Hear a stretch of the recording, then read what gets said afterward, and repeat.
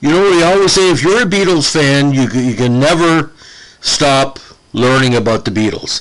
So tonight, ladies and gentlemen, we're going to draw up a little bit of trivia, romantic trivia, that a lot of people don't know about, and maybe will warp your brain about a relationship which was pretty strong between George Harrison and Ringo Starr. Now, this is in tribute to the rejig version of Let It Be, the Peter Jackson re-edit, which will be coming out on Disney Plus in the next few days.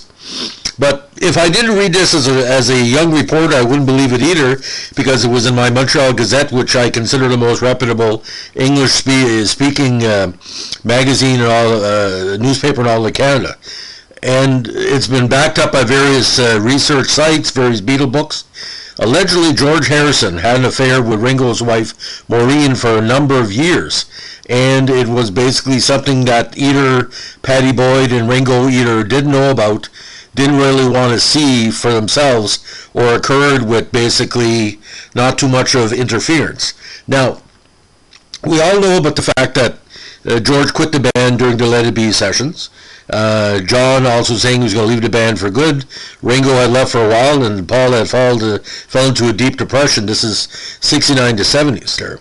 Now, various books have talked about the Let It Be debacle, but he found himself as friends later on, which that's what best friends do. They fall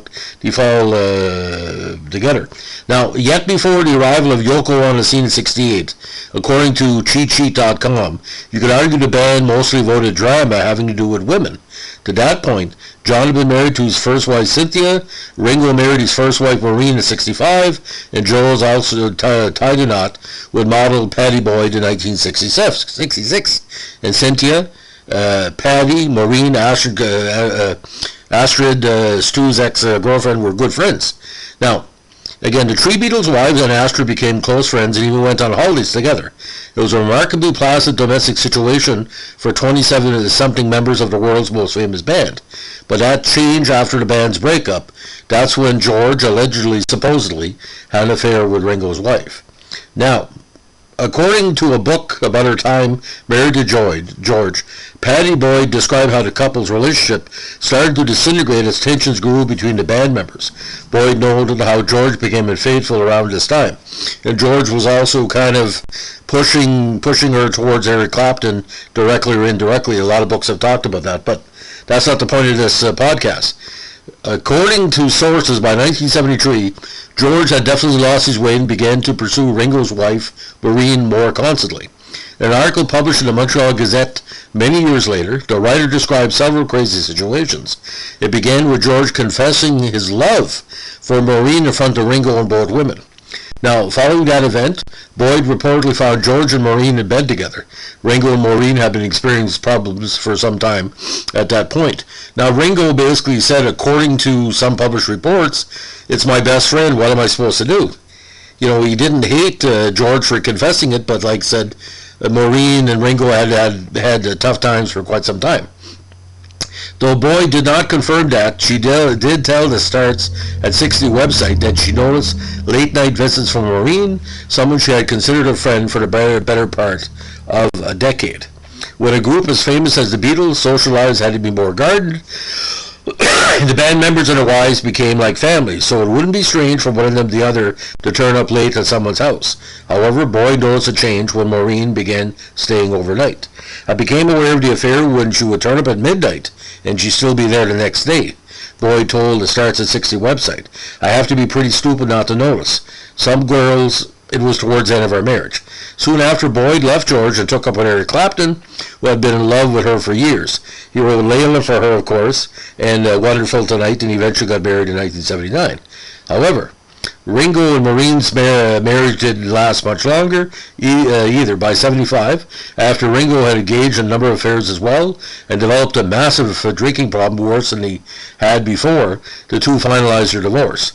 All things considered, the marriages and divorces were par for the course for rock and roll in the 70s, but most would agree George's move on his old friend and bandmate's wife was out of line. Well, this is my theory on this, and I'm only just an entertainment journalist for 30-some years. You can never understand why people do a certain thing. Do he do it out of spite? Do he do it out of frustration? Well, all I know that George Harrison and Ringo never really broke up. They had a long relationship as best friends. And according, again, I'm looking at the Starts at 60 website, and he was mad at them. That's why he cheated with Ringo's wife. Now, according to that site, again, they met in 1964, and he embarked on a high-profile romance together in the spotlight. Now, of course, they met in the Hard Day's Night movie. Now, according to the Starts at 60 website, they lived in blissful happiness for several years. After popular musician, enjoyed huge tours with the Beatles and international success. Now, Paddy was regularly pictured at public events with him and was his biggest supporter during the early years. However, the marriage began to disintegrate around the same time trouble started within the Beatles. Now, it was a massive heartbreak for Paddy for that, but he said, this is what Paddy said: it was really fabulous in the beginning. We were both so young, we were able to go out, hang out, play. I introduced him to my friends and vice versa. We had a wonderful time. He'd go off on a tour and I hang out with my friends while we all waited for George to come back. He was really the sweetest guy. My family loved him. My mother particularly adored him. She explained it was very loving in the first few years before the Beatles became a bit antagonistic to each other. Then that reflected in our relationship. It was a big issue for us. It was very difficult to handle. Now, as it again, Paddy herself was claimed to have an affair with Ronnie Wood around the same time, and she eventually left George in '74 following what she claims was a series of infidelities by her husband. The couple's divorce was finalized on 9th of June '77. Now, despite Paddy going on to marry Clapton, she and George remained amicable, and he even attended a wedding to Clapton before describing himself as their husband-in-law. That's a true story, by the way. Now, while she says there's no point in having regrets in life, Paddy admits, maybe I should have left George earlier, I don't know, or maybe I should never have left him and ignored Eric. That was a possibility too. I didn't know what to do. It was very, very difficult. Now, Clapton's overall passion for Paddy drove him to heavy substance abuse, but that's another podcast, eh? Now, the pair remained in touch up until George passed away from cancer in November 2001. He had kept his health battle private and never confirmed it to Paddy at the time. However, he visited her out of the blue just 3 months before he passed away, and she says she knew instantly that he wasn't well. About 3 months before he died, he was in my area. He was going to see Ringo, and he popped in. He brought little gifts and some music to listen to. It was really sweet. I knew he wasn't well. I realized that he knew he wasn't well. In a way, I think it was coming to say goodbye. I could see he was very drawn. He was still using energy more than he needed to appear up and happy. You can sense he wasn't well. Now, the book itself, if you can find a copy for it, it's quite an interesting read. But from a Beatles standpoint, it doesn't take away from the music, the camaraderie, but it just shows like every family has trouble. Martin Brodeur dating his sister, leading to a divorce settlement. Elizabeth Taylor jumping the fence after Mike Todd left, Eddie Fisher, then jumping the fence with Richard Burton. Everybody got their peccadillos within the entertainment or sports industry, like the allegations of a certain superstar player in recent weeks about what's been going on in his personal life. That might be breaking in the news in the next few weeks. Every time a celebrity has an issue, it usually reflects the fact they're human beings. You know, was John Lennon a human being? Yes. Was Paul McCartney a human being? Yes. Ringo? Yes. George? Yes. Everybody in the Beatles was a human being. We all make mistakes. But the thing is, did he love each other? Yes. Did the people that loved him knew that they loved each other? Yes.